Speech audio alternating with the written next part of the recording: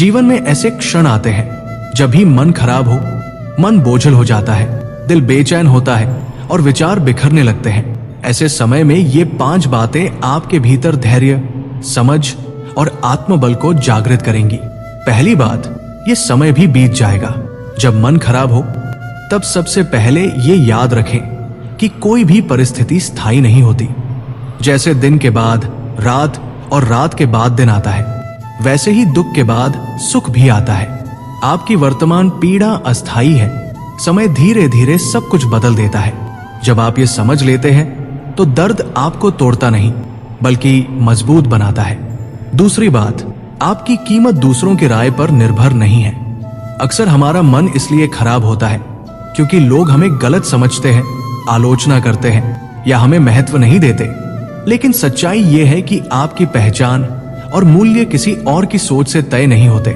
आप जैसे हैं वैसे ही पर्याप्त है। जब आप खुद पर विश्वास करते हैं तो दूसरों की नकारात्मक बातें आपको प्रभावित नहीं कर पाती। तीसरी बात, हर मुश्किल कुछ सिखाने आती है। दुख, असफलता और निराशा जीवन के दुश्मन नहीं बल्कि शिक्षक है। जब मन खराब हो तब ये याद रखें कि ये अनुभव आपको कुछ न कुछ सिखा रहा है। धैर्य, समझ, सहनशीलता या आत्मनिर्भरता जो व्यक्ति कठिन समय से सीख लेता है वही आगे चलकर मजबूत और समझदार बनता है। चौथी बात, आप अकेले नहीं हैं। कई बार हम सोचते हैं कि सिर्फ हम ही परेशान हैं, लेकिन ऐसा नहीं है। हर व्यक्ति अपने भीतर किसी न किसी संघर्ष से गुजर रहा होता है। यदि मन भारी हो तो अपने किसी प्रिय व्यक्ति से बात करें, अपनी भावनाएं साझा करें। अकेलेपन की दीवार को तोड़ना ही मन की शांति की पहली सीढ़ी है। पांचवी बात, खुद को समय देना सबसे जरूरी है। जब मन खराब हो तब खुद पर कठोर मत बनिए, खुद को आराम दें, अपने मन को शांत करें, प्रकृति में समय बिताएं, ध्यान करें या अपनी पसंद का काम करें।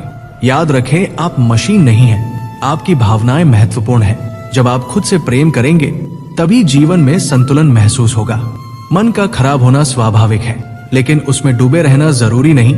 इन 5 बातों को याद रखकर आप अपने मन को संभाल सकते हैं, अपने विचारों को मजबूत बना सकते हैं और हर परिस्थिति में शांति से आगे बढ़ सकते हैं। जीवन कठिन जरूर है, लेकिन आप उससे कहीं ज्यादा मजबूत हैं। दोस्तों, आपको मेरे विचार अच्छे लगे हो तो कमेंट में ये जरूर लिखें। राधे राधे, धन्यवाद।